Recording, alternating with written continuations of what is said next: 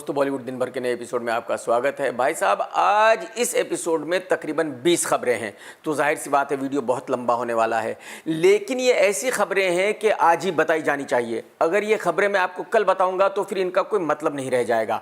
तो जाहिर सी बात है, भले ही वीडियो लंबा हो लेकिन आपको ये खबरें सुनने में मजा आएगा, आपका दिल गार्डन गार्डन हो जाएगा। खबर नंबर 1 है कैटरीना कैफ के हस्बैंड कल्लू भाई उर्फ मालेगांव के सुपरस्टार के बारे में। फ्राइडे को इसकी एक फिल्म रिलीज हुई जिसका नाम है द ग्रेट इंडियन फैमिली, और इस फिल्म को प्रोड्यूस किया है यशराज फिल्म्स ने। भाई साहब, इस फिल्म ने बॉक्स ऑफिस पर हंगामा मचा दिया। पूरे देश में जिस सिनेमा घर में भी ये फिल्म लगी हुई है, भाई साहब, वहां सुबह से ही बहुत भारी भीड़ जुट गई थी।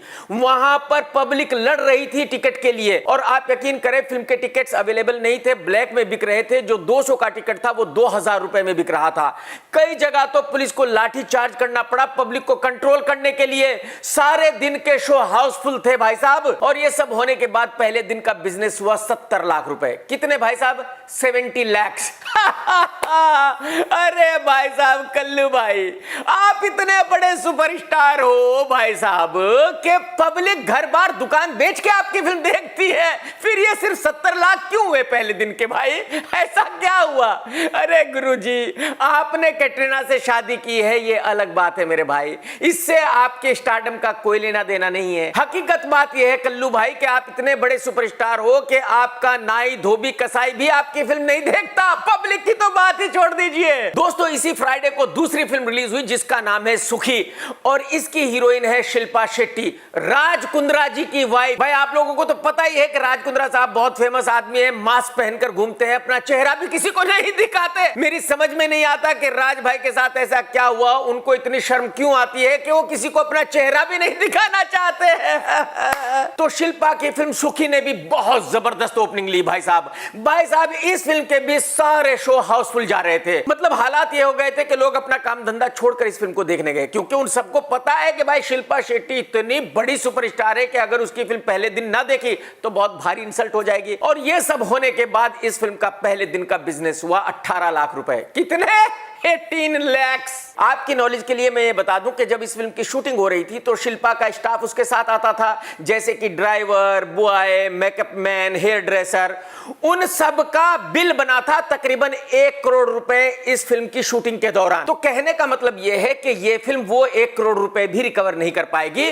बाकी सबकी फीस और फिल्म मेकिंग और प्रमोशन वगैरह तो छोड़ दीजिए, जो पैसे लगे हैं उनको तो भूल ही जाइए। दोस्तों, आज की तीसरी खबर है फिल्म जवान के बारे में। आप सभी को पता है कि जवान बहुत बड़ी ब्लॉकबस्टर हो चुकी है, और थर्ड फ्राइडे को इस फिल्म ने बिजनेस किया तकरीबन 7 करोड़ रुपए का। तो लोगों को यह लग रहा था कि शायद यह फिल्म स्लो डाउन हो गई है और अब शायद यह फिल्म 600 करोड़ रुपए का बिजनेस नहीं करेगी। लेकिन भाई साहब, सैटरडे को जबरदस्त जंप लिया। इसका मतलब यह क्लियर हो गया कि अब यह फिल्म शायद 600 करोड़ रुपए का लाइफ टाइम बिजनेस जरूर कर लेगी। और इसका मतलब यह हुआ कि यह बॉलीवुड की वो पहली फिल्म होगी जो हिंदुस्तान में थिएटर पर बिजनेस करेगी 600 करोड़ रुपए का। यानी कि यह फिल्म आज तक की सबसे बड़ी ब्लॉकबस्टर फिल्म है। दोस्तों, आज की चौथी खबर भी जवान के बारे में है, लेकिन बिल्कुल अलग खबर है। देखिए, शाहरुख खान के बहुत सारे चाहने वाले भी हैं और बहुत सारे उनसे नफरत भी करते हैं। तो अगर किसी ऐसे आदमी ने भी जवान देखी है जो शाहरुख खान को पसंद नहीं करता, तो हो सकता है कि उसको फिल्म पसंद ना आई हो, लेकिन उसको शाहरुख खान का लुक फिल्म में पसंद जरूर आया है। और इसकी वजह यह है कि शाहरुख खान तकरीबन 30-35 साल का लड़का दिख रहा है फिल्म में। और इसका मतलब यह हुआ कि जो शाहरुख खान सोचता है वो बिल्कुल सही है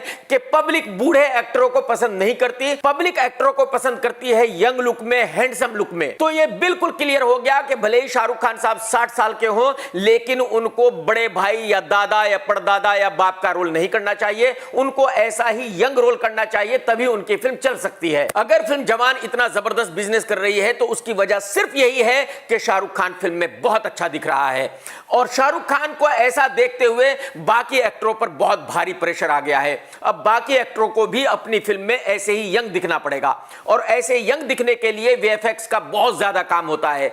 तो कोई भी फिल्म 4-5-6 महीने में बनकर तैयार नहीं हो सकती रिलीज के लिए। एक्चुअली किसी भी फिल्म में वीएफएक्स का इतना ज्यादा काम होने के लिए कम से कम 1.5 से 2 साल चाहिए। तो मुझे ऐसा लगता है कि आने वाले वक्त में अक्षय अजय भी अपनी फिल्मों को टाइम देंगे, वीएफएक्स का काम कराएंगे, यंग दिखेंगे और तब अपनी फिल्म को रिलीज करेंगे। दोस्तों, आज की 5वीं खबर है नयनतारा जी के बारे में। जब मैंने अपने वीडियो में यह खबर दी थी कि नयनतारा खुश नहीं है, बहुत ही नाराज है शाहरुख खान से और एटली से, क्योंकि उसको ऐसा लगता है कि उसका रोल काट दिया गया है और दीपिका के रोल को जबरदस्ती बढ़ाया गया है। और यही वजह है कि नयनतारा ने जवान की सक्सेस पार्टी को अटेंड नहीं किया था। लेकिन उस वक्त बहुत सारे लोगों ने कमेंट्स में कहा कि नहीं, नयनतारा तो इसलिए नहीं आई क्योंकि उसकी मदर का बर्थडे था। लेकिन अभी 2-4 दिन पहले नयनतारा ने मुकेश अंबानी जी की पार्टी को अटेंड किया और यह बिल्कुल क्लियर हो गया है कि नयनतारा वाकई शाहरुख खान और एटली से खुश नहीं है। वो बहुत ही नाराज है क्योंकि उनके रोल को काट दिया गया है। और नयनतारा ने यह भी बिल्कुल क्लियर कर दिया है कि वो आगे किसी हिंदी फिल्म में काम नहीं करेंगी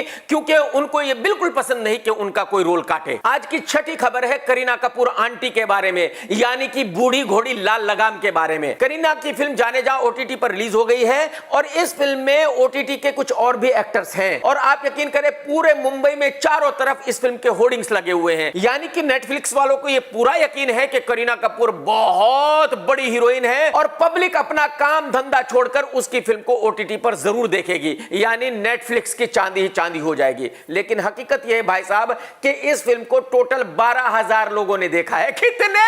12,000 लोगों ने। आज की तारीख में अगर कोई लड़का एक वीडियो यूट्यूब पर डाल देता है तो भाई साहब उसको 5-10 मिलियन लोग देख लेते हैं। लेकिन करीना कपूर इतनी बड़ी सुपरस्टार है भाई साहब कि सिर्फ 12,000 लोगों ने ही इस फिल्म को देखा है। आप में से बहुत लोगों को इस बात पर भी एतराज होगा कि मैंने उसको बूढ़ी घोड़ी लाल लगाम क्यों कहा है। मैंने इसलिए कहा है कि वो 2 बच्चों की अम्मा है, तो अब उसको भाभी का, बड़ी बहन का, मां का रोल करना चाहिए, ना कि 2 पीस पहनकर जलवे दिखाने चाहिए। अगर करीना कपूर 2 पीस पहनकर जलवे दिखाएगी तो फिर मैं उसको बूढ़ी घोड़ी लाल लगाम जरूर कहूंगा। दोस्तों, आज की 7th खबर है प्रभास की फिल्म सलार के बारे में। आपको पता है कि यह फिल्म 2023 में रिलीज होने वाली थी, लेकिन अब यह फिल्म 2024 में कभी रिलीज होगी और उसकी वजह यह बताई गई है कि फिल्म अच्छी नहीं बनी है, फिल्म का रीशूट होगा, री एडिट होगा और तब जाकर फिल्म रिलीज होगी। लेकिन अब सलार के निर्माताओं ने एक न्यूज मीडिया में छोड़ी है। उन्होंने कहा है कि हमारे फिल्म के डिजिटल राइट्स 350 करोड़ रुपए में बिक चुके हैं, जबकि हकीकत यह है कि इस फिल्म के राइट्स 1 रुपए में भी नहीं बिके। अब आप कहेंगे कि निर्माता झूठ क्यों बोल रहे हैं? उसकी वजह यह है, निर्माता ये चाहते हैं कि कोई डिस्ट्रीब्यूटर आकर उनकी फिल्म को खरीद ले। किसी डिस्ट्रीब्यूटर को यह लगे कि भाई जिस फिल्म के डिजिटल राइट्स 350 करोड़ रुपए में बिके हैं तो वो फिल्म कितनी बढ़िया होगी, वो फिल्म तो थिएटर पे बहुत जबरदस्त बिजनेस करेगी और कोई डिस्ट्रीब्यूटर आए, फंस जाए और इस फिल्म को खरीद कर ले जाए। लेकिन हकीकत यह है कि आज के जो डिस्ट्रीब्यूटर्स हैं वो बहुत सियाने हैं, सबको पता है कि ये झूठी खबर है और मैं गारंटी के साथ कह सकता हूं कि कोई भी डिस्ट्रीब्यूटर इस फिल्म को 5 रुपए में भी नहीं खरीदेगा, 2 रुपीस में भी नहीं खरीदेगा। दोस्तों, आज की 8वीं खबर है कमल हासन साहब के बारे में। कमल हासन साहब की पहली पत्नी का नाम है वानी गणपति। 10 साल के बाद वानी ने कमल हासन से डिवोर्स ले लिया था और कमल हासन साहब ने अपने इंटरव्यू में कई बार ऐसा कहा कि भाई वो डिवोर्स बहुत महंगा था। उस डिवोर्स के बाद कमल हासन को अपनी पत्नी को इतने पैसे देने पड़े थे कि कमल हासन कंगाल हो गया था। अब वानी गणपति ने अपनी साइड रखी है और मीडिया को बताया है कि कमल हासन झूठ बोल रहा है और हकीकत यह है कि कमल हासन एक नंबर का मक्कार इंसान है। वाणी का यह कहना है कि कमल हासन बिल्कुल साइको है। अगर मैं उससे कोई सवाल भी पूछती थी तो वो तब तक जवाब नहीं देता था जब तक उसको ये नहीं लगता था कि उसको जवाब देना चाहिए। वाणी का कहना यह है कि कमल हासन साइको तो है ही, लेकिन अपने आप को खुदा भी समझता है। मतलब ये उसकी मर्जी है कि वो कब आपसे बात करेगा, कब आपको जवाब देगा और उसको क्या करना है वही करेगा। मैं आपको ये बता दूं कि कमल हासन साहब ने वाणी गणपति से डिवोर्स लेने के बाद सारिका के साथ शादी की थी और उससे उनको 2 बेटियां हैं और कुछ 10-12 साल के बाद कमल हासन ने सारिका को भी डिवोर्स कर दिया था। यानी कि ये तो दुनिया जानती है कि कमल हासन बहुत ही रंगीन मिजाज आदमी है, उनको हमेशा ही नई नई गर्लफ्रेंड चाहिए, पुरानी के साथ वो ज्यादा दिन रहते नहीं है। लेकिन at the same time Kamal Haasan साहब एक्टर भी बहुत जबरदस्त है और मुझे उनकी एक्टिंग बहुत पसंद है। दोस्तों, आज की 9th खबर है शाहरुख खान की फिल्म डॉन 3 के बारे में। आप सभी को पता है कि डॉन 3 में शाहरुख खान नहीं है, रणवीर सिंह है और सभी ने बहुत जोर शोर से यह कहा था कि भाई फरहान अख्तर ने बहुत गलत किया है, शाहरुख खान को नहीं लिया है, रणवीर सिंह को लिया है। अब जाकर फरहान अख्तर ने मीडिया में अपनी साइड रखी है। फरहान अख्तर ने कहा है कि भाई जब मैंने डॉन 3 की स्क्रिप्ट लिखी तो मैंने सबसे पहले शाहरुख खान को सुनाई, शाहरुख खान साहब के पास गया, शाहरुख खान साहब से डिस्कस किया और उस कहानी पर तकरीबन 2 साल तक हम डिस्कस करते रहे। लेकिन शाहरुख खान साहब कुछ और बनाना चाहते थे, मैं कुछ और बनाना चाहता था। फरहान अख्तर ने कहा है कि भाई मैं कौन होता हूं शाहरुख खान को डॉन 3 से निकालने वाला, मैं इतना बड़ा डायरेक्टर, इतना बड़ा प्रोड्यूसर नहीं हूं कि मैं शाहरुख खान को उसकी फिल्म से निकाल सकूं। ये शाहरुख खान साहब की अपनी मर्जी है कि वो डॉन 3 नहीं करना चाहते और यही वजह है कि मुझे मजबूरन रणवीर सिंह को इस फिल्म में लेना पड़ा। दोस्तों, आज की 10वीं खबर है दीपिका और नयनतारा की लड़ाई के बारे में। अब लोग ये कह रहे हैं कि दीपिका नयनतारा से बहुत ज्यादा प्रभावित हो गई है, अब हर जगह वो नयनतारा की तरह ही दिखना चाहती है। आप सभी को पता है नयनतारा ने जवान में किस तरह की ड्रेस पहनी थी जब वो गन लेकर चल रही है, तो दीपिका ने सेम वैसी ड्रेस पहनी और वो एयरपोर्ट पर पहुंच गई।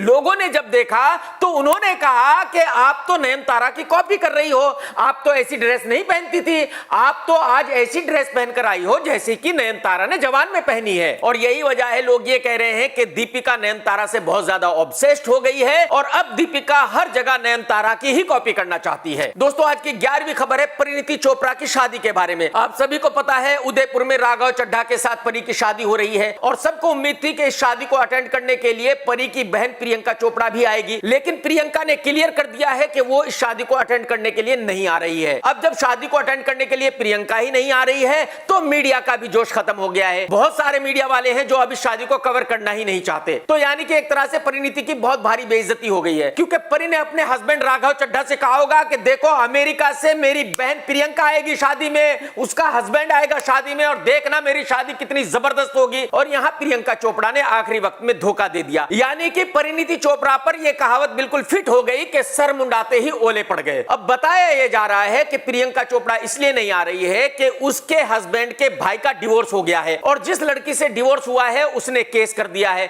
तो यानी कि उस लड़की ने इन सभी घर वालों को दौड़ाया हुआ है। और प्रियंका चोपड़ा ये सब खुद देखना चाहती है, खुद एक्सपीरियंस करना चाहती है। बात भी सही है, क्योंकि एक ना एक दिन तो प्रियंका का भी डिवोर्स होना ही है, तो जाहिर सी बात है उसको पता तो चले कि भाई डिवोर्स के बाद क्या क्या करना है। यानी कि डिवोर्स होने से पहले ही प्रियंका चोपड़ा पूरी तैयारी कर रही है। दोस्तों, आज की 12वीं खबर है मेरी दीदी कंगना के बारे में। बहुत सारे ऐसे लोग हैं जो ये कहते थे कि कंगना की शादी तो हो ही नहीं सकती, कंगना से कौन शादी करेगा, कंगना तो हस्बैंड को पीट दिया करेगी। लोग ना जाने क्या क्या बातें बनाते थे, क्योंकि लोगों का काम है बातें बनाना। लेकिन आने वाले दिसंबर में कंगना एक बहुत बड़े बिजनेसमैन से सगाई करने वाली है और अगले साल अप्रैल मई में शादी हो जाएगी। और मुझे यह भी पता चला है कि आने वाले इलेक्शन में कंगना मंडी से इलेक्शन लड़ने वाली है। आप सभी को पता होगा कि मंडी हिमाचल में है और कंगना वहीं से है, यानी कि कंगना का होम टाउन है। तो मुझे ऐसा लगता है कि भाई कंगना इलेक्शन लड़ेगी, कंगना जीत जाएगी और आने वाली सरकार में कंगना एक बहुत बड़ी मिनिस्टर होगी, ठीक उसी तरह जैसे कि स्मृति ईरानी जी हैं। दोस्तों, आज की 13th खबर है डायरेक्टर प्रोड्यूसर संजय लीला भंसाली के बारे में। बहुत वक्त से कहा जा रहा है कि संजय एक फिल्म बनाना चाहते हैं जिसका नाम है बैजू बावरा। कोई कहता था कि इस फिल्म में शाहरुख खान होगा, कोई कहता था ऋतिक रोशन होगा, कोई कहता था आमिर खान होगा, कोई तो यह भी कहता था कि कार्तिक आर्यन होगा। लेकिन फाइनली संजय ने रणवीर सिंह को फाइनल कर लिया है और रणवीर सिंह के साथ आलिया भट्ट को भी फाइनल कर लिया है। लेकिन इस फिल्म में 2 लड़कियां हैं, तो एक और किसी लड़की को जल्दी ही फाइनल किया जाएगा और इस फिल्म की शूटिंग चालू होगी अगले साल मार्च में। आप सभी जानते हैं कि एसएलबी बहुत बड़ा डायरेक्टर है और बहुत ही कमाल की फिल्में बनाता है। संजय ने शाहरुख खान के साथ देवदास बनाई थी और जबरदस्त बनाई थी, तो मुझे पूरा यकीन है कि बैजू बावरा भी बहुत जबरदस्त फिल्म होगी और कमाल के गाने होंगे इस फिल्म में। दोस्तों, आज की 14th खबर भी कंगना दीदी के बारे में है। आप सभी को पता है कि कंगना की एक फिल्म बनकर तैयार पड़ी हुई है जिसका नाम है तेजस। यह फिल्म अक्टूबर में रिलीज होने वाली थी, लेकिन अब इस फिल्म को अक्टूबर में रिलीज नहीं किया जा रहा है। अब यह फिल्म 2024 में कभी रिलीज होगी। और आप सभी को यह भी पता है कि कंगना की एक और फिल्म है जिसका नाम है इमरजेंसी। उस फिल्म को भी 2023 में ही रिलीज किया जाना था, लेकिन अब वो भी 2024 में रिलीज होगी।